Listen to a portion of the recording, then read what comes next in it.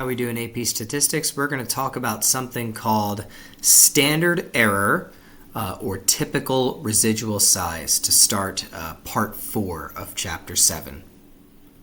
So the standard deviation of the residuals, that is the average distance, not displacement.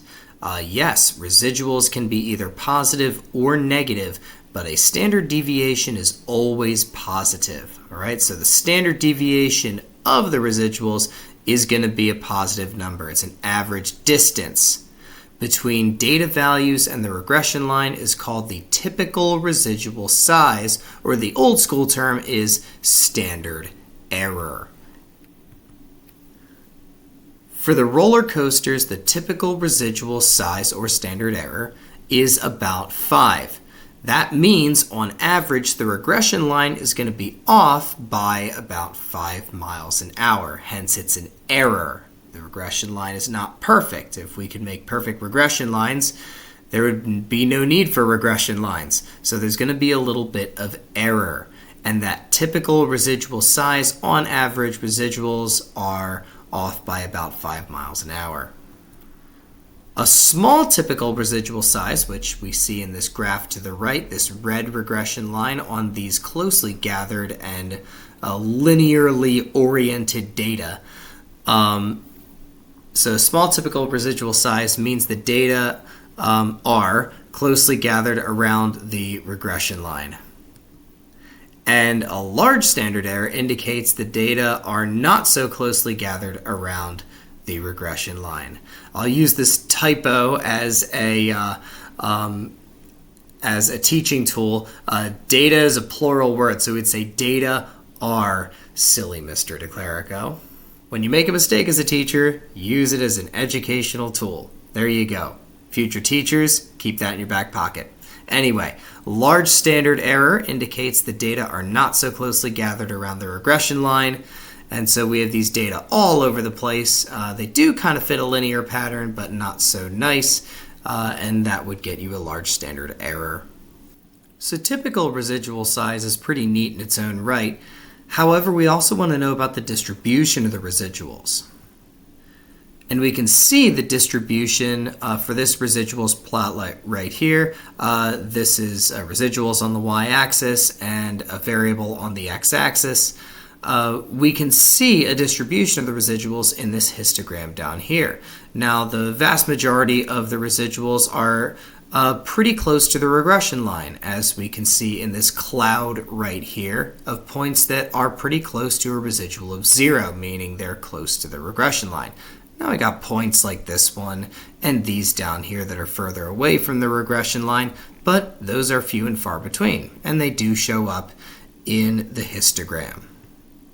So since the standard error is about 5, if the distribution of the residuals is unimodal and symmetric, and this is for real-world data about as good as we can expect, unimodal and symmetric, then we can say that about 68% of the data are within 5 miles an hour of the regression line, right? Within one standard error, which is a standard deviation for the residuals, about 68% of the data would be within 5 miles an hour of the regression line. Blast to the past, it's 68, 95, and 99.7 rule. Remember that from way back in the day, or a couple weeks ago, really. So 95% of the data are within 2 standard errors, which would be 10 miles an hour. 2 standard deviations of the residuals, and then virtually all, that's 99.7% of the data, are within 15 miles an hour. That's 3 standard errors, 3 standard deviations of the residuals from the regression line.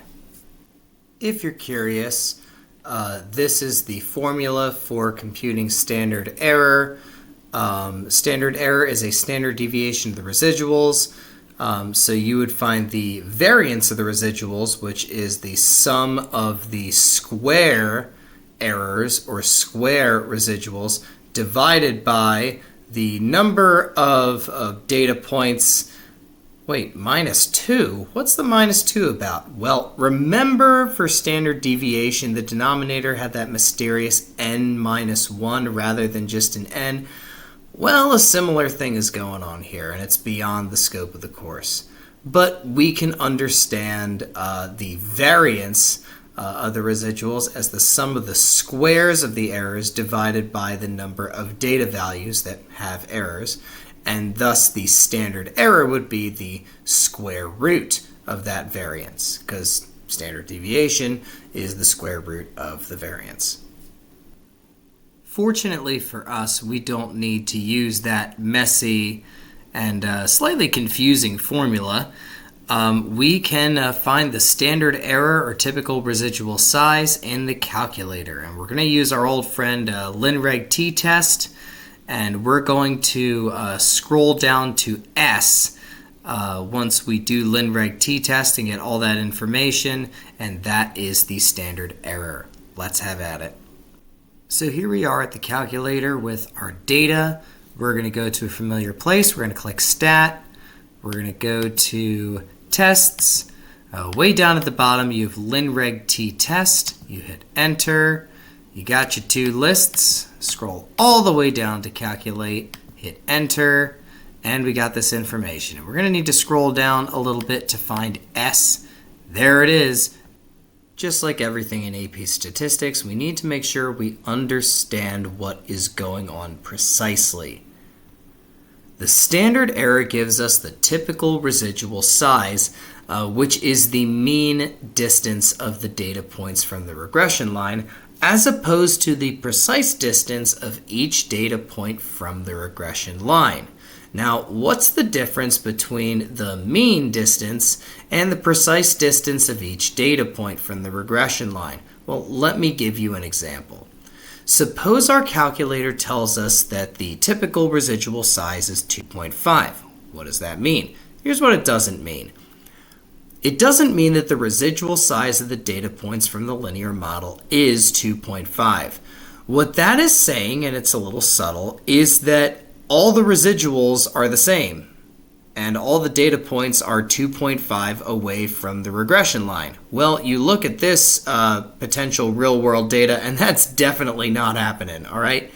But it is conceivable that a typical residual size could be 2.5, and not all the residuals are going to be exactly 2.5. In fact, if all the residuals were 2.5, that would be really suspect. So we don't want to imply that all the data points are the same distance from the regression line. Here's what we do want to say. The mean residual size for the data is 2.5. The mean residual size, that means that we can have residuals that are big, some that are small, points far from the regression line, points that are basically right on it, but on average, the residual size for the data set is 2.5. That does not imply that the residuals are all the same size. They can be all different sizes. They just have to have a mean of 2.5. So typical residual size is one way of understanding how well a regression line fits a set of data, but another is the ratio of explained variation to total variation, and an analysis of the unexplained variation as well. So, all the observed y values and their predicted y hat counterparts vary relative to the mean. Okay, that is to say they have positive variance. All right, so if this is your mean y value, every point on the regression line is going to vary relative to the mean. There are going to be some points on the regression line that are below, some points on the regression line that are above. Same goes for the data values. There are going to be some data values that are below the mean. There are some data values that are above the mean. All right? All this to say that they have positive variance. The variance is not zero. The only way to have a variance of zero is for all the data to be on the mean itself, which is not realistic for real-world data, unless you're studying something pretty dumb. The amount of variation from the mean we predict from the regression line is called the explained variation. It is denoted the variance, that's the square of the standard deviation, of the predicted y values. And statisticians refer to this as signal. All right, so explained variation, signal, they are the same thing. Well, if there's explained variation, that means that there is, surprise, surprise, unexplained variation. Of course, the points seldom fit the regression line perfectly. That'd be a little bit suspect if they did. Some of the variation will be unexplained. The variance of the errors, all right? The variance of the residuals. And statisticians refer to that as noise. So signal is about the pattern, noise is about the chaos, hence those terms for those ideas. It makes sense then that the total variation, that's the variation of the data itself, is the sum of the explained variation and the unexplained variation.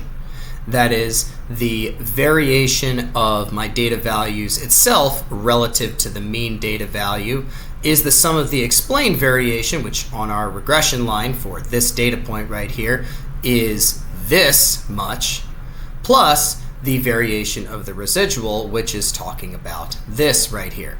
For each of the data points, we consider how much the regression line varies and how much the residual continues on that variation. Adding those variations together, we get the total variation of the data as a whole, which is the average square distance each data point is to the mean. Now, with all that context, we can finally introduce our next metric for the quality of a regression line, which is R squared, or the variation accounted for. We know that R, that's lowercase r, the correlation coefficient, indicates how closely the data fits the regression line. Tells us a bit about the direction of the regression line and also makes a statement about the quality of the regression line. If we have a set of data that strongly fits a regression line, then R is close to 1 or -1.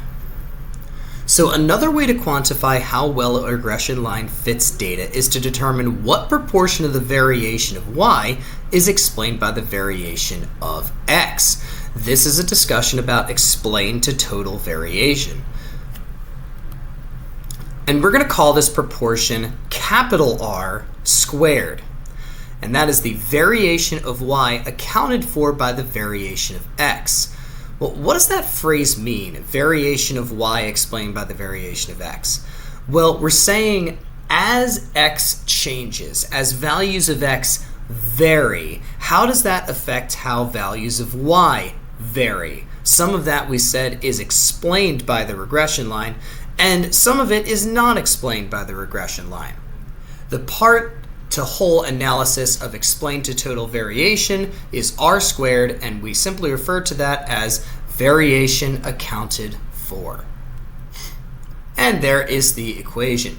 R squared equals the explained variation, the variation of the regression line relative to the mean data value, over the total variation of the y values relative to the mean.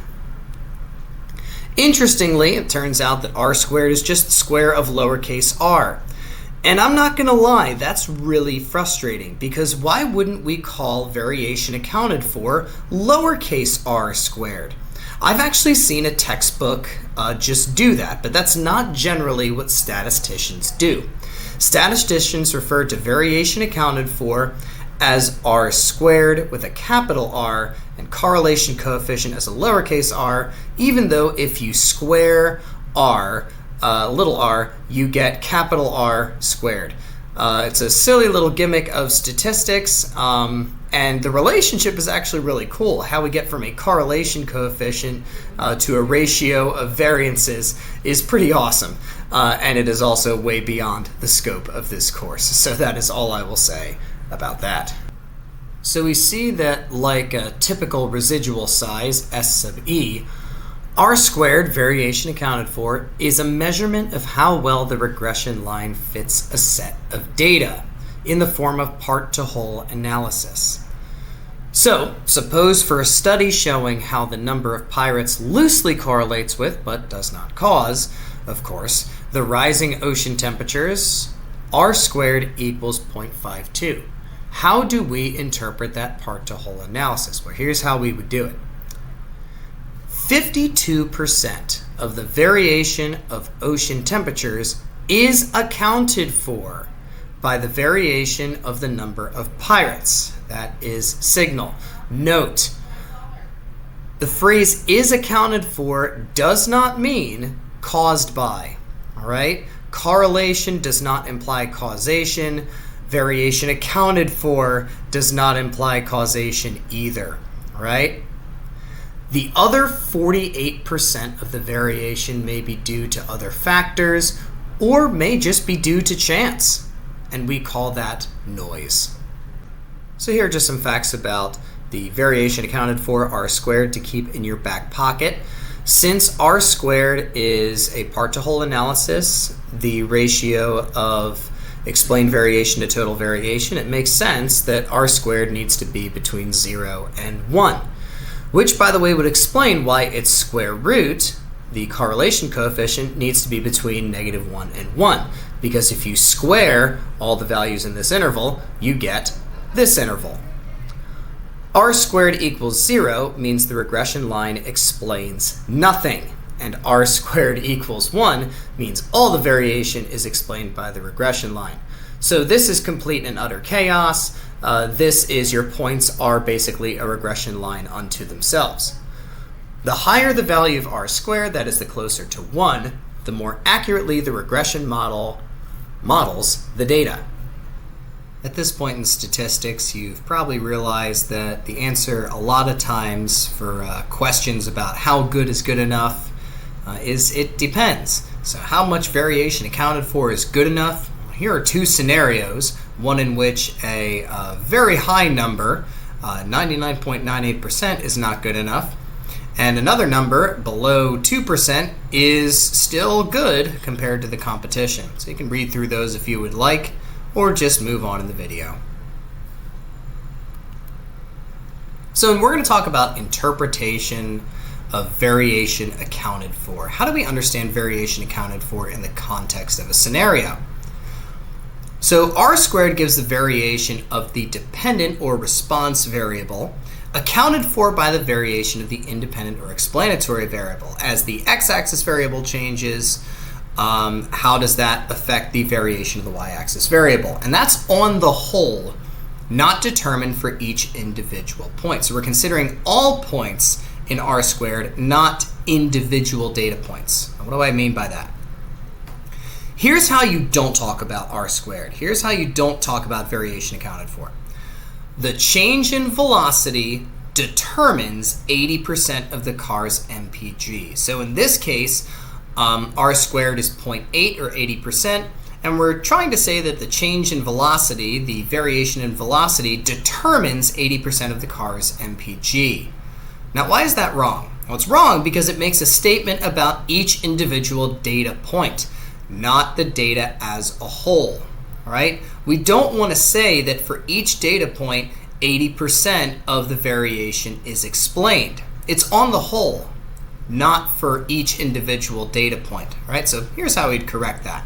We'd say 80% of the variation in MPG is accounted for by the change in velocity or variation in velocity. Either word is fine.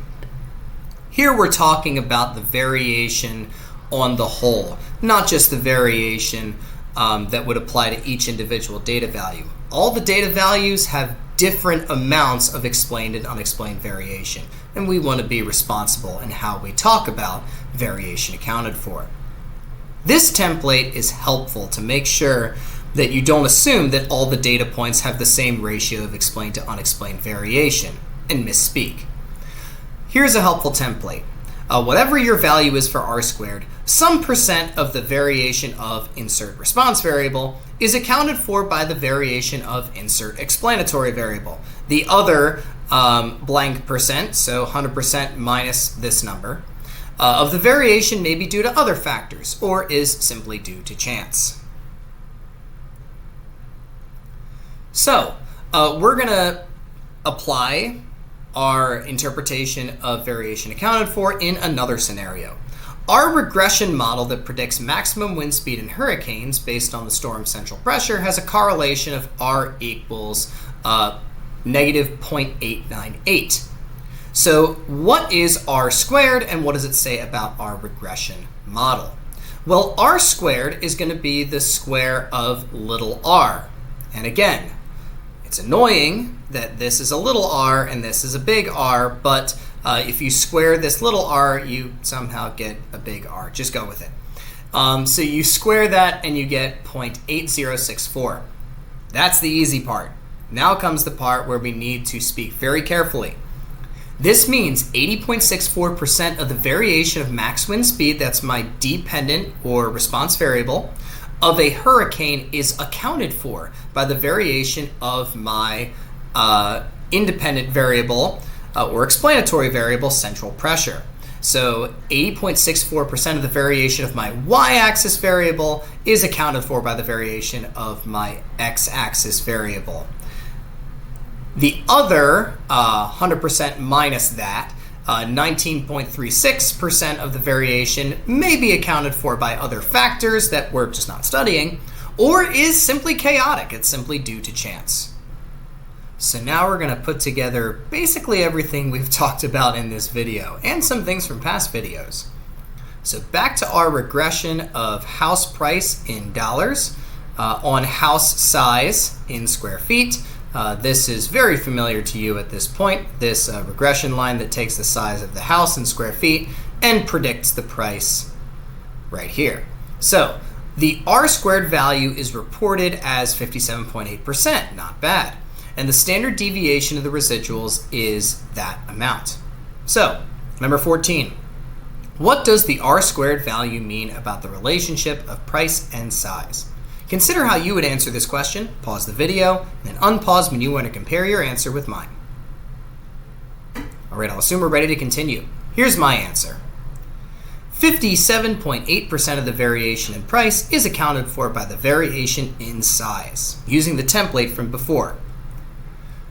42.2%, that's the other percent, the other slice of the pie, may be accounted for by other factors or is simply due to chance. That is a way that we interpret a variation accounted for. So let's look at number 15. Is the correlation of price and size positive or negative? How do you know? Technically, there are a couple of values you'd have to consider, but really there is one value in this equation that should answer the question for you. So think about what that would be, pause the video, unpause when you want to check your answer against mine. All right, here's the answer.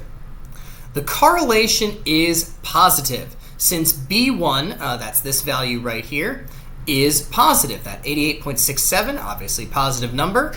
If B1 is positive, then R is going to be positive. Consider the formula for B1. B1 equals R times the standard deviation of Y divided by the standard deviation of X. Standard deviations are always positive. That's why technically I said you need to consider a couple of different values, but these two are always positive. And B1 is positive too. So that means R must be positive or else that equation has a serious problem. Let's look at number 16. You find that your house is worth $50,000 more than the regression model predicts. Cool. You are undoubtedly pleased, but is this actually a surprisingly large residual? Think back in the notes to when we talked about the distribution of residuals. See if 50,000 is indeed a surprisingly large residual. Pause the video and unpause when you want to compare your answer with mine. All right, I'll assume we're ready to continue. It is not surprising, I would argue, since about 68% of the residuals are within $53,790 of the mean. How am I getting that? This number right here. The standard deviation of the residuals is $53,790, all right? So this amount to the left and right of a mean of zero residual, 68% of the residuals are within this of being right on the regression line. So that residual is nice, it's in our favor, We like to get more for our house, but it's not very surprising. It's within that 68% area of the bell curve that is defined by this standard deviation to the left and right of a residual of 0. Okay? So we can talk about the distribution of the residuals to help us solve this question. All right, now let's look at 17. And I'm getting cut off here. I'm going to scoot away from this little slide indicator here in just a moment. If we measure the house size in square meters instead, would r squared change? Ooh, that's a good question. Would the slope of the line change? That's an even better question, I would argue. Explain. See if you can answer this question and recall the formula for b sub 1. I mentioned it before. B sub 1 is equal to r, correlation coefficient, times the standard deviation of our y-axis variable divided by the standard deviation of the x-axis variable. It is valuable. Variable. Think about that. Try to answer this question. This one's tricky. Kudos to you if you get it. All right, I'll assume we're ready to go on. R squared would not change because R wouldn't change. If you recall, the correlation coefficient does not care about unit conversions. So the square of the correlation coefficient does not care about unit conversions either. The slope would change, however, because the standard deviation of the x-axis variable would change due to the unit conversion. All right? Unit conversions multiplying by a scale factor does change the spread of your data. And if we're just applying that to the x-axis variable, that's going to make a change in my formula for b sub 1. So r squared is not going to change because of a unit conversion, but the slope of the regression line, our b1 value, is going to change because s of x is going to change. All right, so, or s sub x, I should have said, the standard deviation of my x variable, size of the house. Number 18, you find that a 2,000 square foot house has a residual of negative $5,000. Find the price of the house. Feel free to pause the video, try this one on your own using the information up here. All right, I'll assume we're ready to continue. Here's the answer. So the predicted price is going to be $8,400, that's this formula right here, $8,400, plus 88.67 times 2,000. So that's going to give us the predicted price of the house, not an actual price. It's what the regression line says. It's a prediction. And that's going to be $185,740. If the residual is negative 5,000, then the price of the house is this number minus 5,000 because we're going to be below the regression line with a negative residual. We're going to be below that regression line, which would put us at $180,740, and the units should be dollars. My apologies there.